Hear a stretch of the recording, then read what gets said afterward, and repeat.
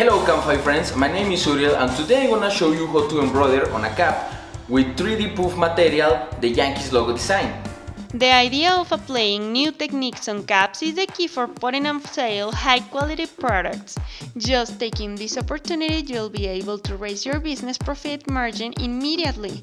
It is just about to add some steps to your daily production embroidery method and you'll improve your job to the next level. Let's start. Join us in this step-by-step tutorial made from scratch. First, open Welcome. Let's go over the screen. First of all, we'll select Image and import a file. Remember that the file extension must be JPG or BMP. Before starting with the embroidery design, size the design for the target item or garment. There is a difference when making an embroidery design. We talk about puffy foam embroidery over a flat classic embroidery. That's why we are starting from the center outwards. When you find designing for puffy foam embroidery, then use a zigzag setting stitch. To make the foam removal easily, we are drawing an edge stitch on the bottom straight line. Speaking about embroidery designs, some stitches can be shrunk or expanded depending on their direction. Therefore, to avoid a bad finishing, it is important to anticipate during designing process. Check on the drawing in the edge stitch. Work the stitch a little longer outwards to avoid shrinkage in the puffy foam. Once the embroidery base is drawn, I'm going to work with a run stitch to give the puff foam extra support.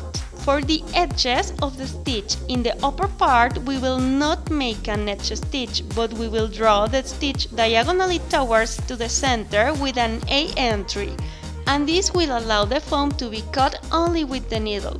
In this part, we will overlap the stitches. Starting again from the center, we'll use run stitch and repeat the process. With this run stitch, I will be ensuring a smooth fluidity work. When embroidering with puffy foam or EVA, we must avoid the machine from making many thread cuts. Having started at the center of the design, must be sure that the embroidery will not move. Design is not the only challenge here. You must program the embroidery flow in a logical order. Following that will make a huge difference in the quality of the final product. Therefore, the next thing we'll do is to order the embroidery runs to ensure an aesthetics of the design flow. To finish, we are adding an extra run through the center of the design to fix the puffy foam to the cap before starting the embroidery and thus prevent the material from moving. This run matches with the one I moved at the beginning, remember?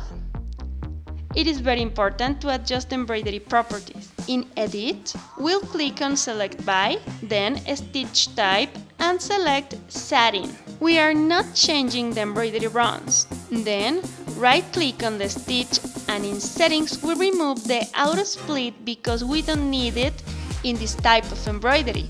We also remove the selection of the Auto Spacing, and in Spacing we are going to change to 0.20 mm so that the contracted stitch cuts the foam. We will add a pull compensation of 0.30 mm to avoid the stitch shrinkage mentioned above. Now we'll fix the edge.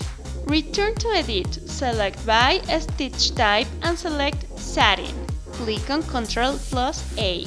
Returning to Object Properties, select Connectors and disable the thread cuts before and after the object. Also disable the trim after, and that's it. Let's go to the machine. First, we have to cut the puffy foam to the size needed. We'll use two foam layers. This is 100% EVA foam. This is a center seam cap.